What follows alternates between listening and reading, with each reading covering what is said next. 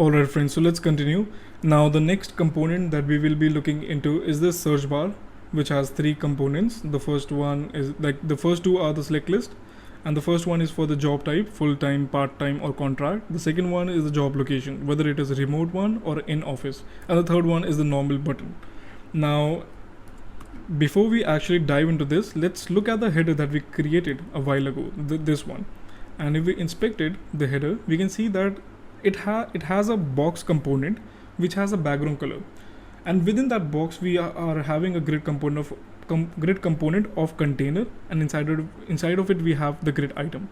So the main purpose of this nested layout is that the box component, which is kind of taking the entire width inside of it, because we wanted to give it the entire width because we had to like add in the background color, the darker one, and inside of it we have these two components.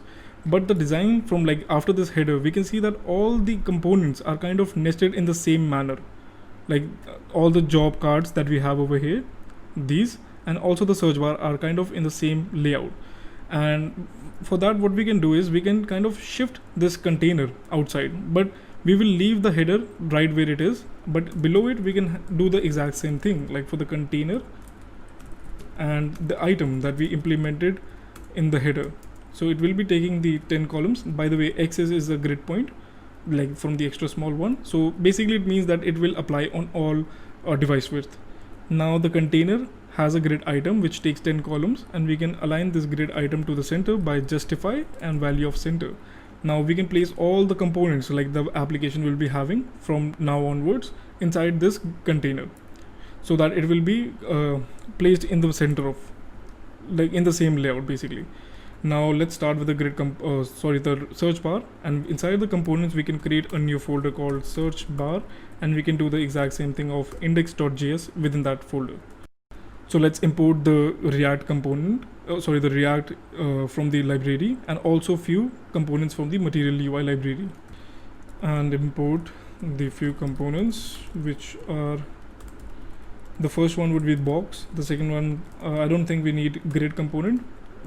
We need button for sure. We need the select component for the select list, and basically the select list has these three options, which can be for which we can use the menu item component. So now we can export the functional component, the search bar basically, and we can return the JSX, which has a box component, and within that box we have two select lists firstly. So let's create the first one, select, and within this select component we can place in the three menu items directly. So we can do menu item, and it is full time. The second one is a part-time, and the third one is the contract. Now these menu items or options, you can say, also need to have some value obviously, and the value would be the same as what we placed in over here, and we need to save it in a value one and fix the contract for sure. Now the thing is, you can have the value in any form, like you can have it in a camel case as well, but the thing is we are using the exact same value to display it on the job card as well. But if you have something like a camel case, then you will need to do the formatting as well. So we are storing this field directly in the database as well, and you will understand that when we get to the Firestore. For now, let's do one thing, like if we save it right now and import the the search bar that we created, we need to import it, and let's see what do we have. We can see that the search bar is over here, exactly not what we wanted to the way it should look, and it has the three menu items, so that is working nice, like it's working fine. Now what we need to do is we need to give a default value for this select list so that it does have something to display, otherwise it will be having nothing. And we can give it the default value of the same value that we assigned over here. And by the way, instead of hard coding these value, you can even have an array and you can map over that, but as the values are very less, like 3, so I'm just hard coding it. And if we look at it now by adding the default value to the search component, we can see now it does have the same thing.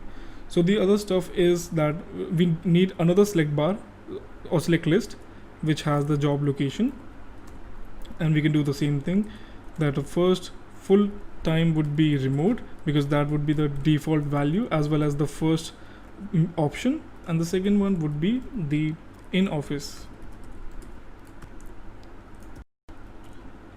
and we can change it to lowercase.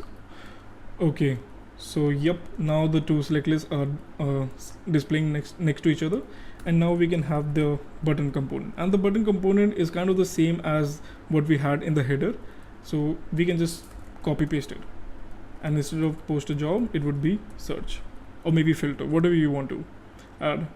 Now what we need to do is, firstly let's fix this, the select component. As you can see, in the final design we have something like the select list has a background color, and we can do the same thing by adding or passing a variant to the select component, and that is the variant of, there are three variants outlined, the normal one and the filled one.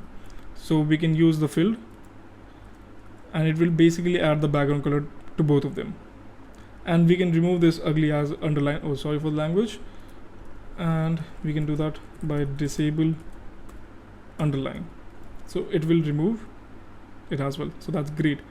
Now what we need to do is, we need to give some custom styling to the box component which is holding these three components, and in order to do that we can import a function from the library called make styles, which allow us to create a style sheet. And we can do the make style and pass in whatever the class names, kind of the same stuff that you do in the CSS, but you can do it inside of here. And but it's if you have worked with SAS or SAS by like SAAS, SAS or SCSS, the preprocessors of CSS, so it works very much like them, like it has the nested styling functionalities as well, the feature basically.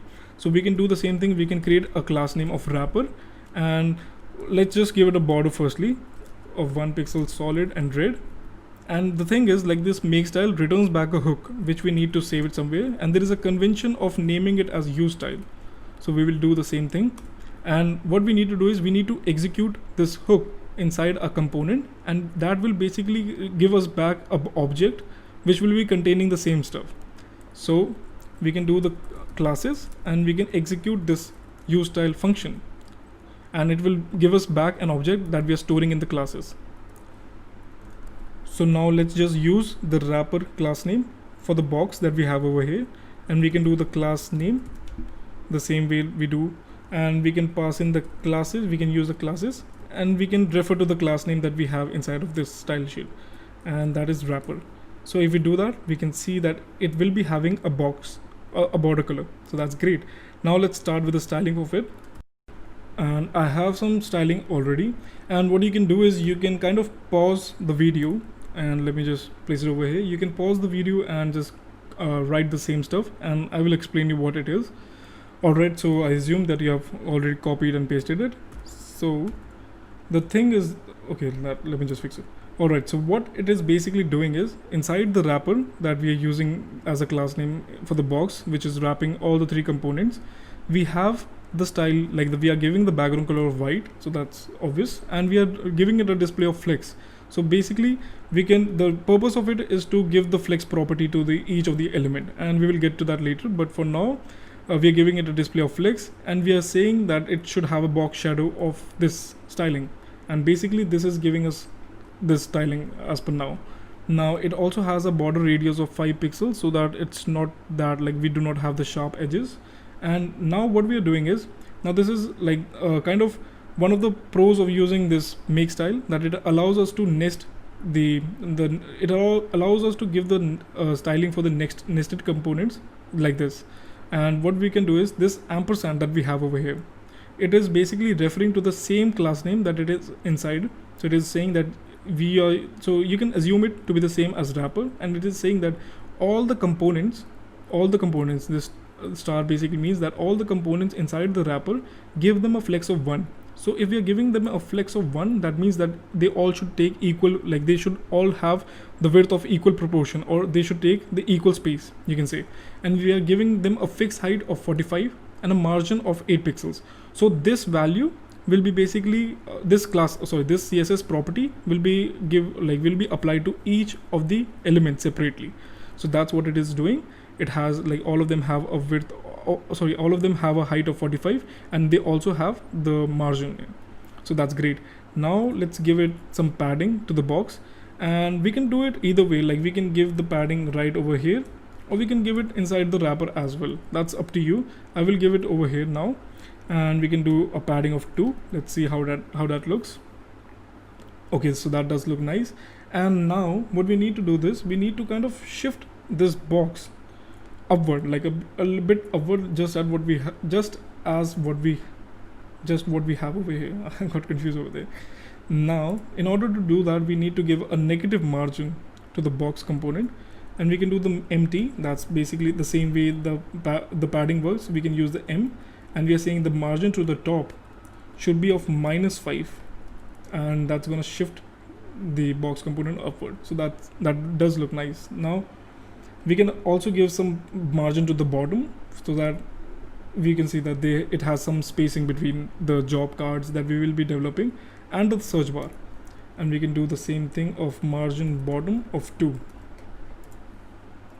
Alright, so that won't be visible for now, but yeah. So now we do have kind of the similar stuff that we had over there. And in the next video, we will be looking into the cards and developing the UI as well as the functionalities. And in the end, as you can see that we have not implemented the state for each, like for the select list and the click listeners basically, because I thought maybe we can do that at the end after designing the entire UI. So see you in the next video then.